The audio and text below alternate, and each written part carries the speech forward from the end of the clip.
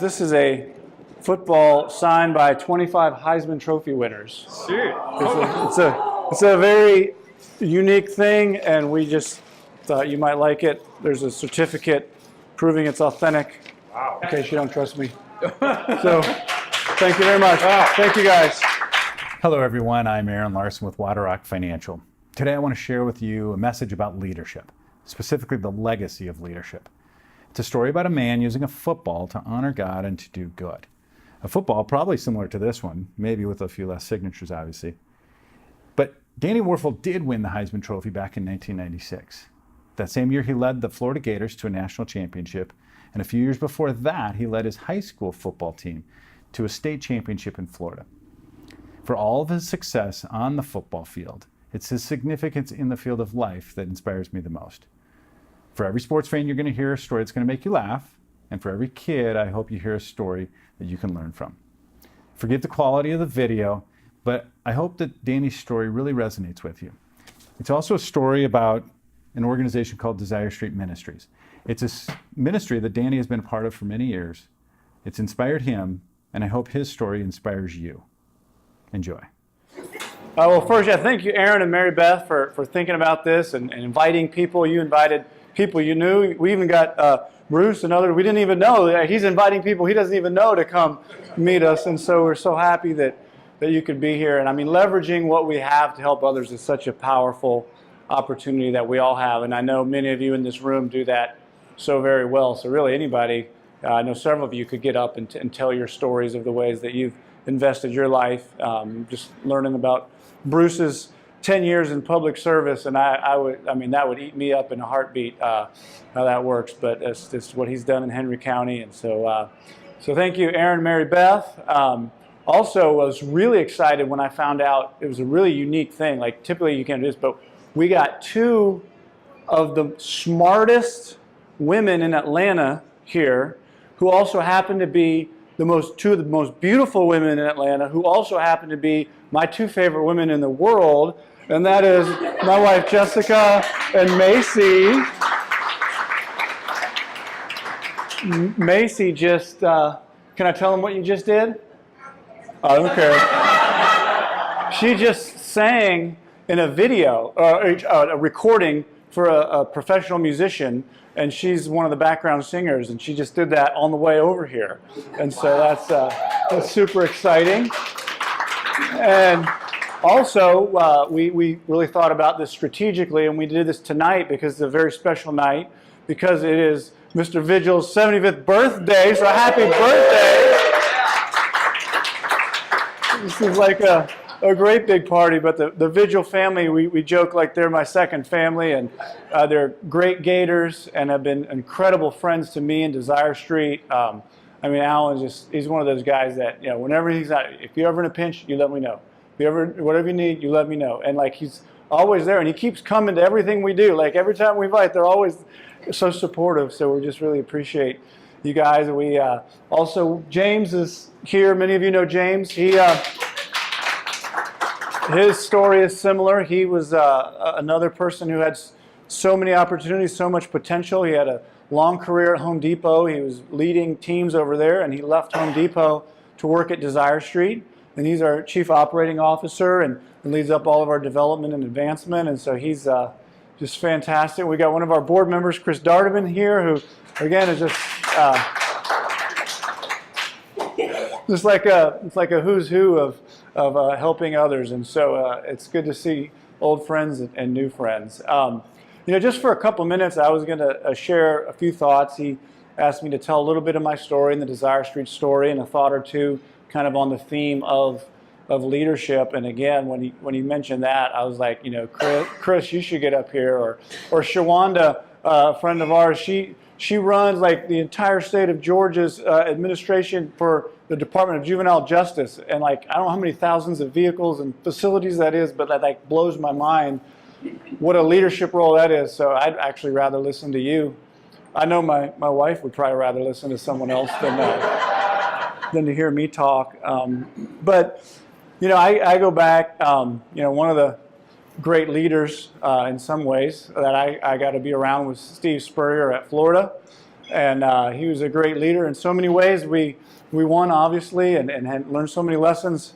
My first interception I threw, though, the receiver ran the wrong route, I thought. So I was wondering who he would be mad at. So we got to the sideline, and he said, "Don't worry, Danny, it's not your fault." So he goes, "It's my fault for putting you in the game. You're out." So that was my first experience with Steve Spurrier as a leader. After an unbelievable 4 years at Florida, go Gators, I got drafted by Mike Ditka, another unique leader. And most people don't know, everyone remembers him at the Bears, but he was the coach for the New Orleans for a few years.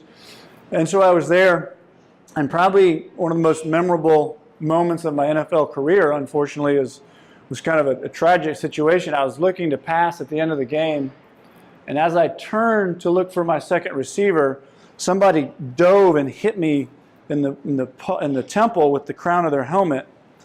And he fell down, and somehow I didn't. I stood back up, and I went to look for a receiver, and I couldn't see anything. It was like pitch black, and I gathered myself, or I blinked or something. I got hit by somebody else. I got on the ground, and I began to kind of gather myself. I took a deep breath, thought, man, that was kind of scary. Opened up my eyes, and I still couldn't see anything. What had happened was when he hit me, and when he fell this way and I turned this way, our helmets sort of locked, and my helmet spun all the way around my head. So that was a cackle, thank you. So it wasn't that I was blind or dead, it was that I was sitting there with my helmet backwards trying to find a receiver. And if you Google it, if you Google Danny Wuerffel helmet backwards, you'll see it. It happened, and it's there. Please don't do it while I'm talking.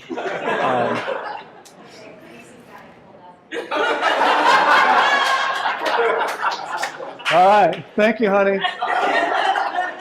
can always count on that. Screensaver, yeah. It is her screensaver? So anyway, so that was sort of one of the realizations that maybe I wasn't in New Orleans just to play football, win football games.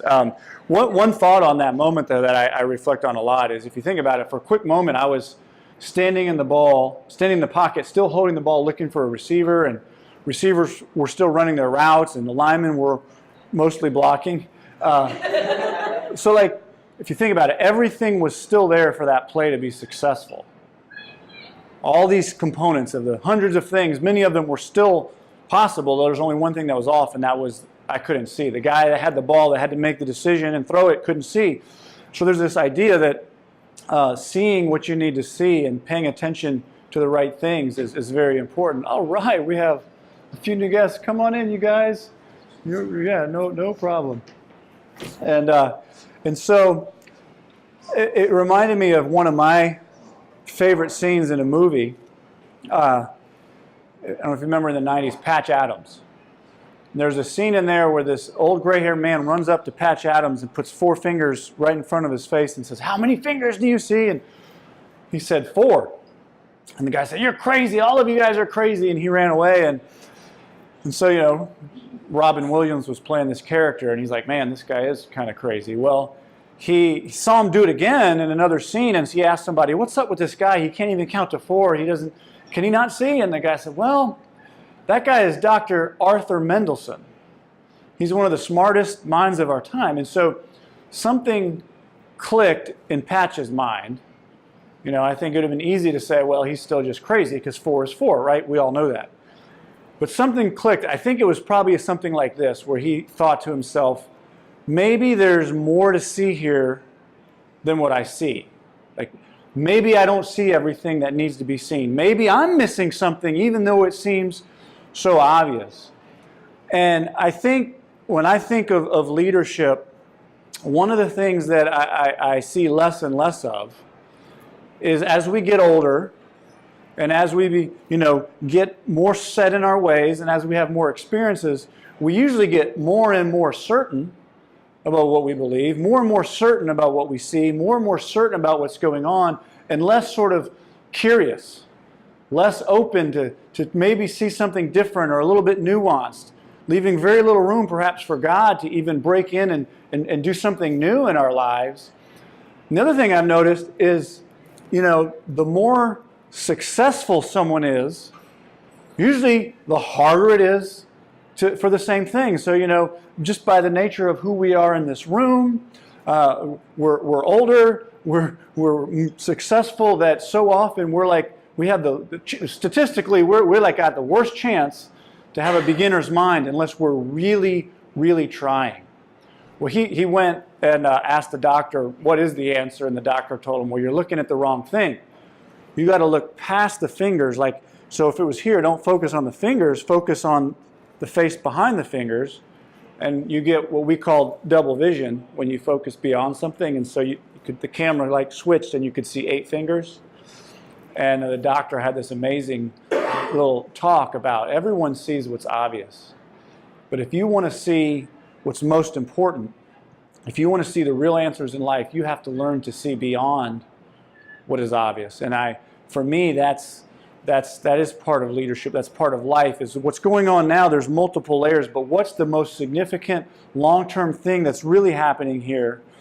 And Paul says it another way in 2 Corinthians. So we fix our eyes not on what is seen, but on what is unseen. For what is seen is temporary, and what is unseen is eternal. This idea that as we're navigating our lives and making decisions and reading situations, we're not just looking about what's happening right now. We're thinking about how does this impact the long game, the ultimate long game even.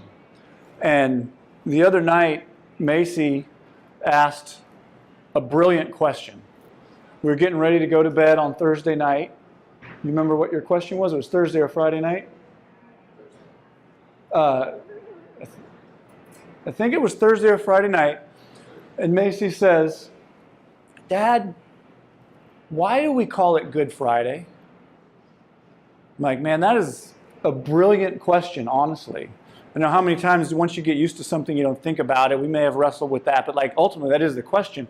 Because if you look at it at face value, it's the worst thing that's ever happened.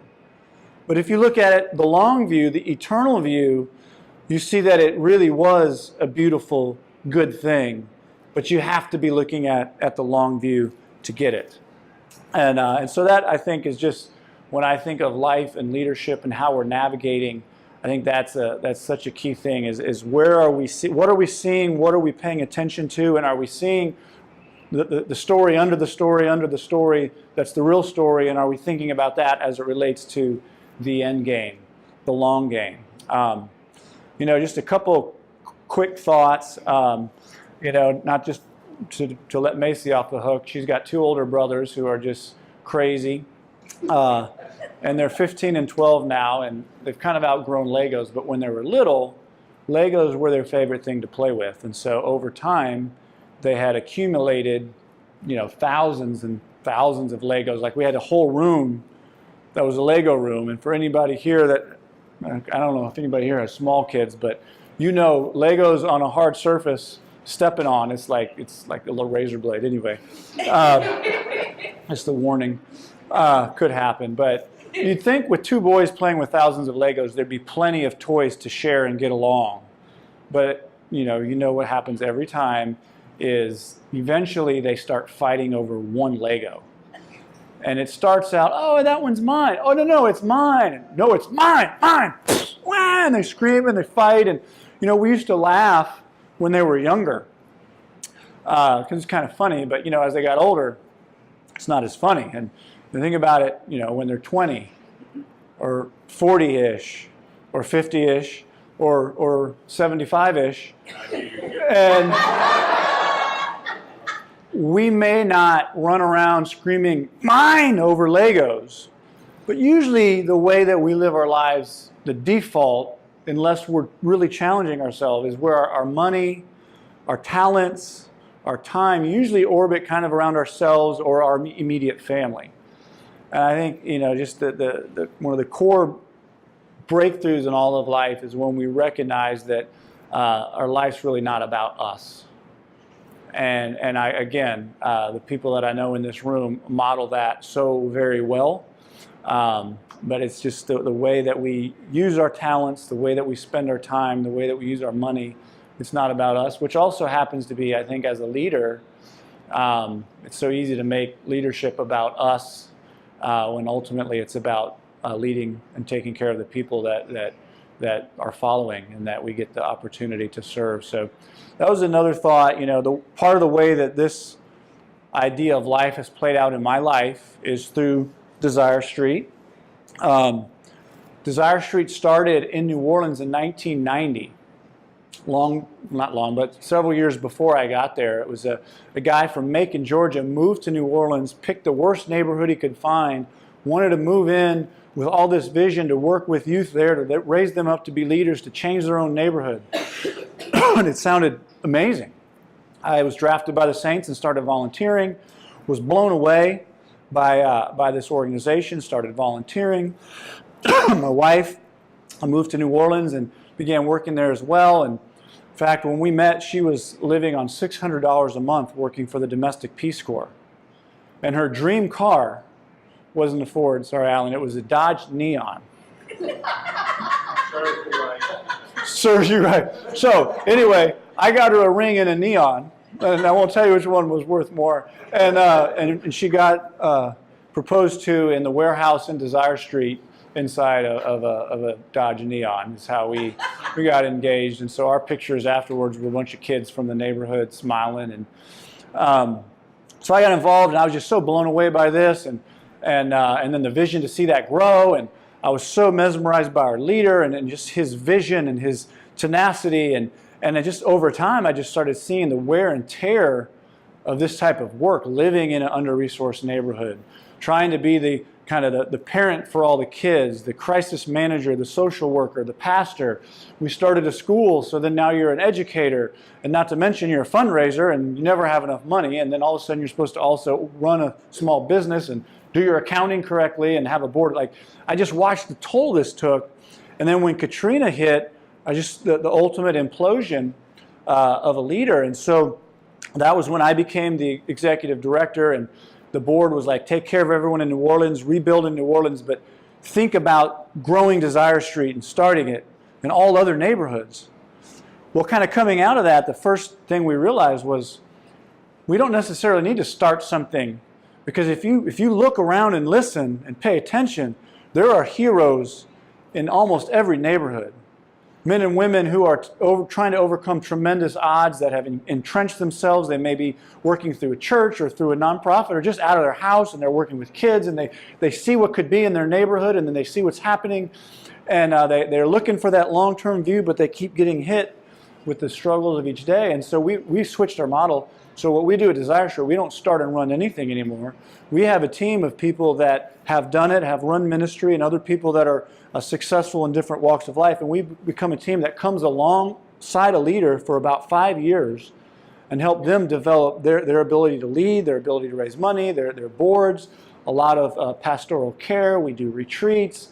We're offering a new initiative this year where every one of our partners can have access to counseling to deal with really the trauma that they're going through as leaders. And so it's become this awesome thing. We have partners all over the Southeast. We're adding 4 partners, new partners this summer, and 2 of them here in Atlanta. So currently we have partners. Well, one of our graduates is in the Summerhill neighborhood. We have active partners in Vine City, Grove Park, and English Avenue. And we're adding 2 new partners in Atlanta this year, another one in English Avenue and one in the Pittsburgh neighborhood, which is kind of across from Turner Field, the original home of the Braves. And so I don't know if that was the original, but the former. So we're really excited about that. We've got a lot of exciting plans and are always looking to have people join us, helping us obviously with the funding that it takes for us to do our programming and do all the things that we do. But then also every one of our partners here has needs, and it just might be that what you're an expert at is a need that they have. And so we like to make those introductions and connections. And one of our partners, Peace Prep Academy, it's an amazing school right not far from here in English Avenue. They're having their big fundraiser on Wednesday, May 1st. So if anybody's interested in having an incredible night, we have a table. We'd love for you to maybe be our guests. I wasn't supposed to say that, so if we've already sold it out, let everyone know. We'll buy another table if we have to, just to introduce you to our partners. And so that's really the work that we do at Desire Street. We're not the biggest thing around, but we're very passionate about what we do. And the difference in one of our leaders lasting 20 plus years in their neighborhood and being healthy and thriving and grounded, the fruit around that is far beyond their organization. It's a neighborhood impactful on a magnitude that's huge versus what usually happens where most people are burning out and quitting, or at best they're hanging in there, but it's a very much a survival. How do I get through the next day, pay the light bill, manage? So we love what we do, and we'd love to at least get you guys on our mailing list and keep you updated. Last thing that I'll share, just a quick story. Going back, so this is kind of, early 2000s. I had success at Florida, and a group approached me about writing a book. What are your secrets to success? And so I came up with a few ideas, chapters, shared that to them, and they're like, oh, these are great, but these are everybody's top 10 ways to be successful. You got to distinguish yourself. You have to be distinct. You have to separate, basically find something a little bit unique and see if you can't incorporate that into your story for success. And so I began thinking about my life kind of a little bit differently and trying to find any unique quirk that maybe was helpful. And one thing that I began to notice was that at several times in my life, I could remember talking to myself, and I could actually remember the words that I was telling myself. And I don't know how common that was, but I can remember in first grade, getting ready to run the 100-yard dash, wanting to run the blue ribbon, and the voice in my head, I can hear it. It said, Danny, you are so fast. You are so, this over and over, this repetitive, and I won the blue ribbon. A couple years later, taking a test, 3rd or 4th grade, didn't know the answer, decided to do a little research and look at this other girl's ideas that was over here. And the voice kicks in, I remember it saying, Danny, you're a good kid. You're a smart kid. You don't have, you need to cheat. And at least at that particular moment, I didn't. But this it's not a confession, or we'd be here a lot longer than we could be. But I also remember playing a basketball game my senior year against a team with a guy that was 6'6", 300 pounds. He went on to play several years on offensive line in the NFL. And he got every rebound. And the coach said, Danny, you got to block this guy out. But what I remember is that voice saying, Danny, you are so strong. So several days before this, and I remember, and I took it to this guy. I blocked him out past the three-point line several times, took him to the ground a few times. We beat that team. It was one of my favorite athletic moments, but I remember the voice. So there it was. I thought, I've got this voice. Maybe somehow I had figured out how to use it in a way that was helpful. So there's my book, right? It's a great idea. But that all changed because shortly after that, we had our first son. And it changed one morning as I was walking by the nursery, and I heard some movement in there, and apparently my mom had gotten in there and was holding my son. So this is my mom visiting and helping, holding my newborn baby son. And as I walked by, this is what I heard. Jonah, you are such a good boy. Jonah, you are so strong and so smart and so sweet. And I've heard that before. I know that, but where do I know that voice? And I came by later, and she's like, you are so strong. You opened your eyes. He's doing this, and she's like, and I laughed, and then went by again a few minutes later, and she's in there holding my son, saying, you are so beautiful. You are such a beautiful boy, and I love you so much, and you're such a good boy. And I started to tear up because it wasn't my voice. It was my mom. It was my dad. It was not all, but some of my coaches. It was the youth pastors. It was the after-school people that poured into my life. And ultimately, I think it was the voice of God speaking through them before I threw a touchdown or interception, before I got a good grade or cheated, before I did anything good or anything bad, that I was loved because I was a child of God, that there's this inherent dignity every one of us are created in the image of God, and we are loved far more than we can imagine, and it's really unrelated to what we do or how successful we are or all those things, that there is a love that transcends all of that, that most of the time we're just living oblivious to. And so clearly my mom should write that book. I hope she does one day. I shared that one time, and this guy came up and he looked distraught. I said, "Why are you distraught? That's a great story." And he's like, "Well, I heard voices too. You know, you're not good enough. Why aren't you tall enough? You'll never be as good as your brother or your sister. Why aren't you bigger? Why aren't you thinner? Why aren't you?" And those voices still ring. And as he said that, in my reflections, I've realized that if I'm honest, I had a lot of those voices as well, that we all are wrestling with that. But the key that kind of came out of this is that as God blesses us and uses the community of people to pour into us, part of the blessing and responsibility is that then we get to be that voice for someone else. And through our actions, through our words, through our deeds, we really get the chance to help people understand this incredible love of God and to see it come to life. And at Desire Street, we get to see it come to life in some pretty difficult and dark places. But I think even those of us that clean up and look nice at an event like this, you know, we all have pain and we all have struggle, and there's so many things that we're all deeply in need of one another, and as we're blessed, we get the opportunity to bless others. And so I just wanted to share a few of those thoughts with you. We'll be around a little bit afterwards and can eat a little bit more and visit a little bit more, but I appreciate each of you for being here.